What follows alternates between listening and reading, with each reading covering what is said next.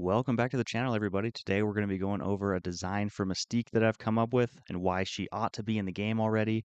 So first we'll go over kind of Kabam's thoughts, why she isn't currently in the game and some of the challenges that, in my opinion, that they think they're facing, when in reality they're just kind of getting in their own way.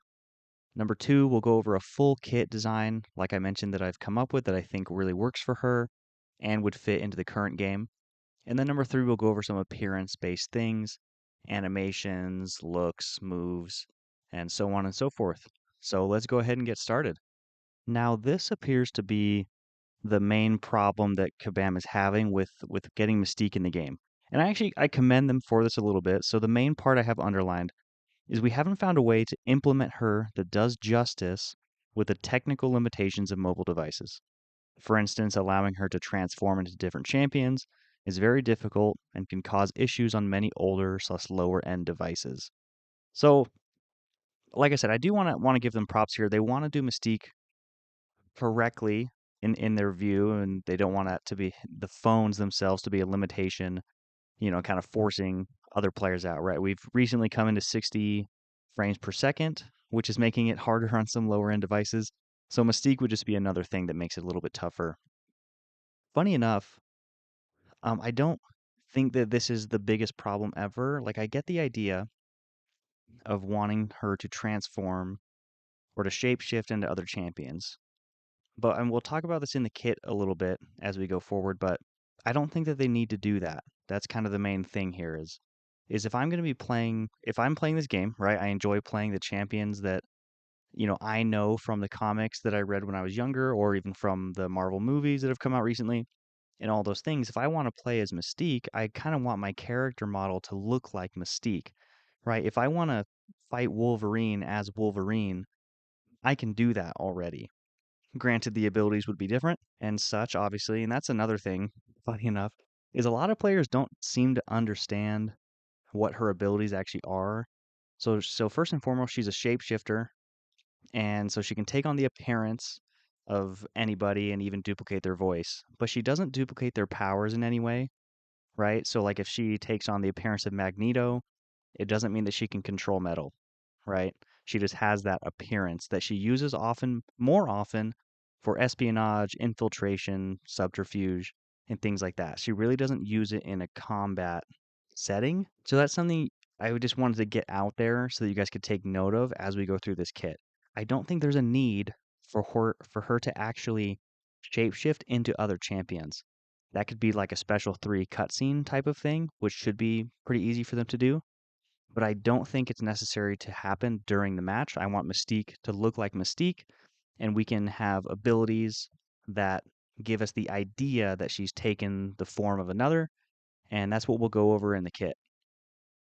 All right, starting us off, Mystique is going to be 90% resistant to poison effects, and the healing reduction from poison effects is reduced by 50%.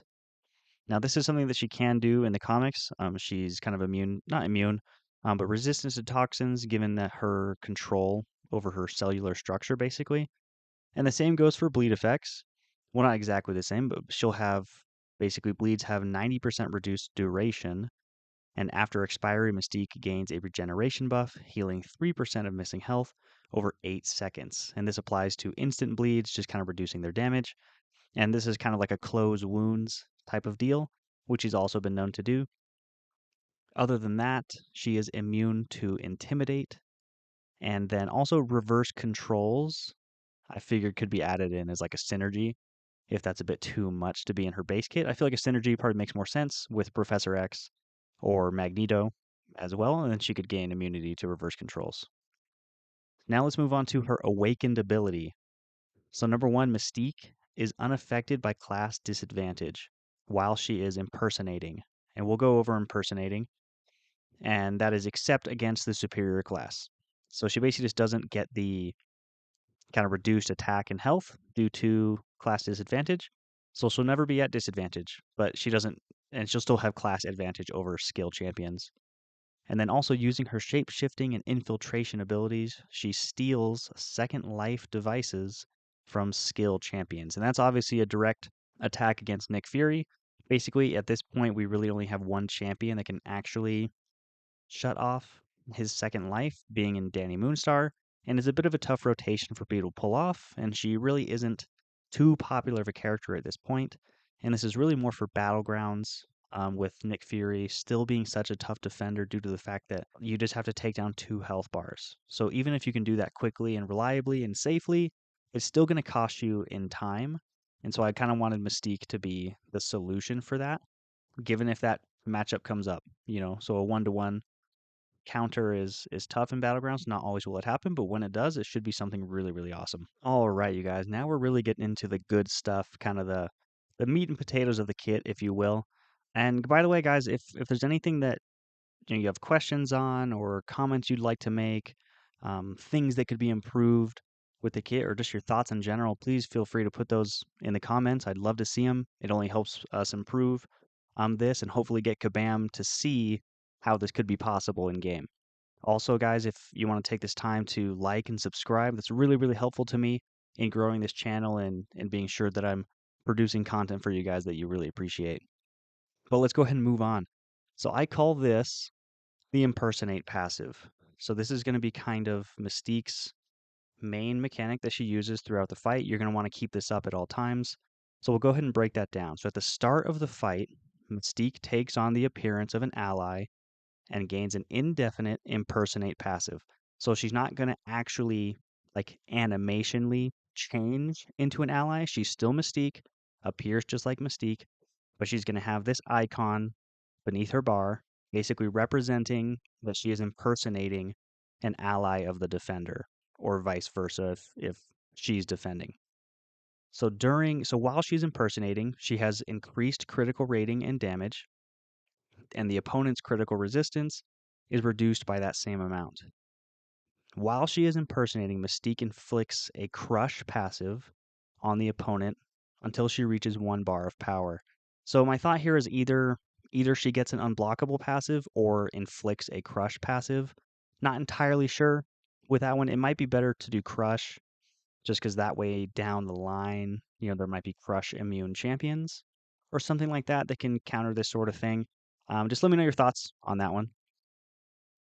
So once she reaches 1 bar of power, both the impersonate and the crush passive begin to fall off. So essentially, Mystique is you're being discovered because you've obviously attacked them, and so they're starting to think that you're not who you appear to be, and so these will fall off after 10 seconds, and so that timer can be changed. Not totally sure on times and stuff, but this timer can be paused if the opponent throws a special attack, and then that pause will last for 1.5 seconds after the end of their special attack, and begins again when Mystique makes contact with the opponent. On defense, the attacker has their critical rating and damage reduced, while Mystique is impersonating, and Mystique's critical resistance is increased by the same amount. While impersonating, Mystique cannot be faltered or be evaded/counter evaded, and is immune to stun when auto blocked.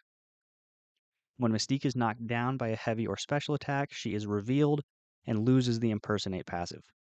Also, activation of True Sense also reveals Mystique and removes the impersonate passive. So I know that in the comics she can be knocked unconscious and things like that and still remain in her form, but just for the sake of the game, I want a way for that impersonate passive to be removed. So like if you're fighting her on defense, it'll be kind of an essential thing that you're capable of knocking her down in some way to remove the impersonate passive and the benefits that come with that for her. So now this is a really neat thing. Perfectly timed block and dodge. Over a century of combat experience gives Mystique the perfectly timed dodge and block abilities.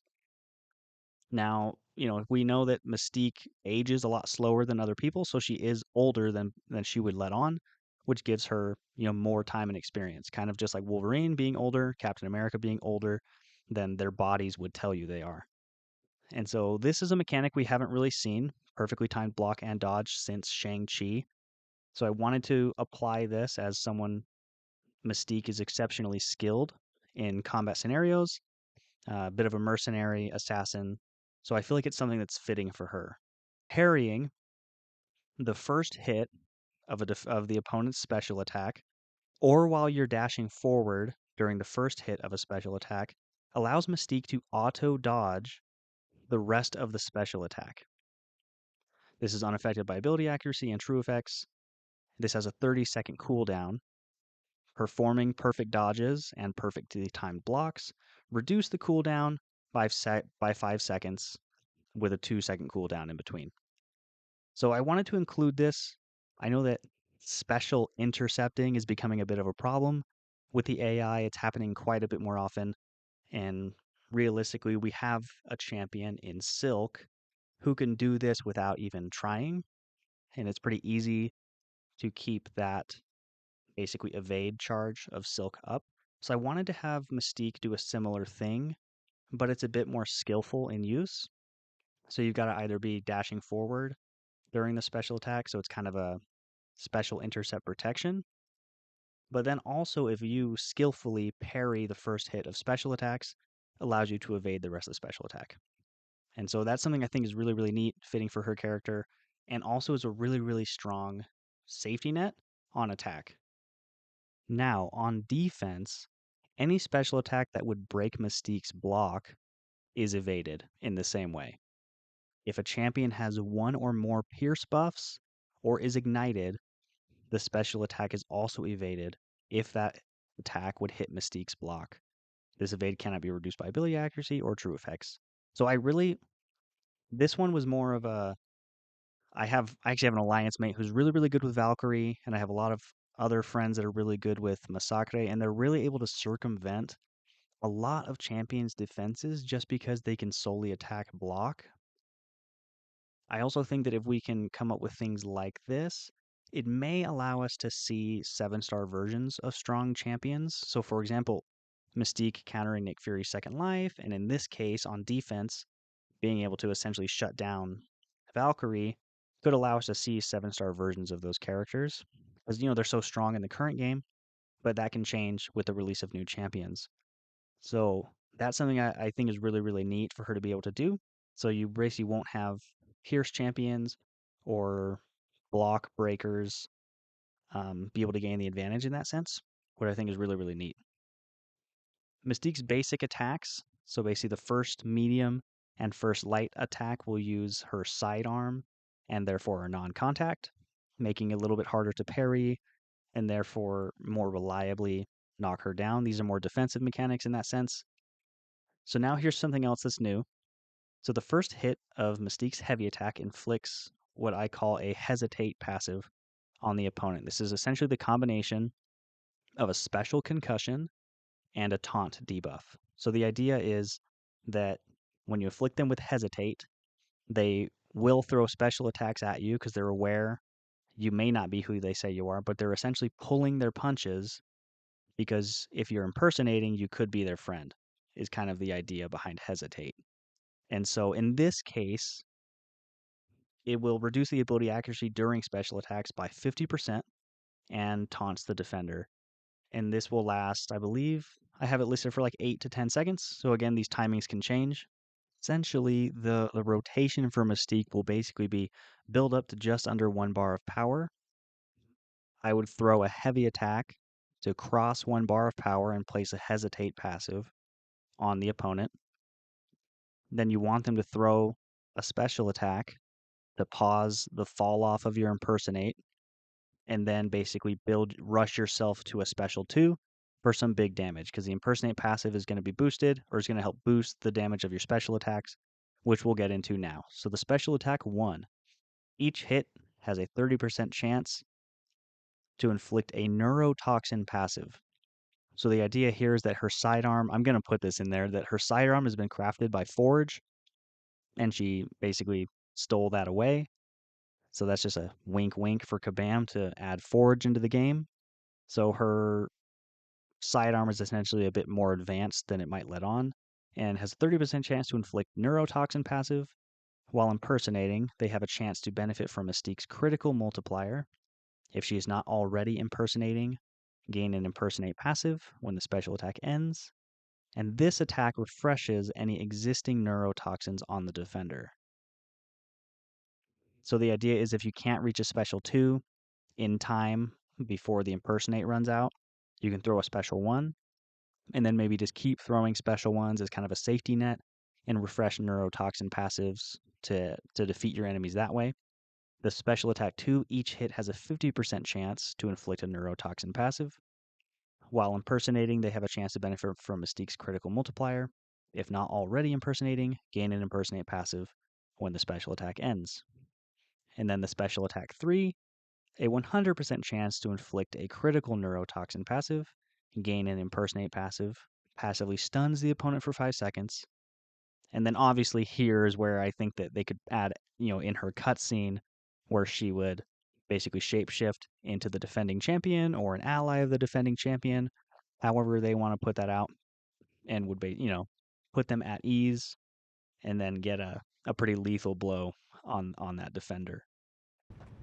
So animation wise, Mystique should probably move similar to characters such as Domino, Black Widow, or Black Cat. I think she needs to be pretty acrobatic, flexible, and graceful, but also in a way kind of lethal, would be the idea. So I think her special attacks too should be very acrobatic and lethal at the same time. That way you can kind of get across the idea of how dangerous that she can actually be, while at the same time, being kind of making it look easy and graceful, like some of these characters do. And I think the animations are great, so I think they'd fit her really well. So if there's any other thoughts you guys have, please let me know. But that's going to be it for Mystique, and best of luck in the battle realm, my friends.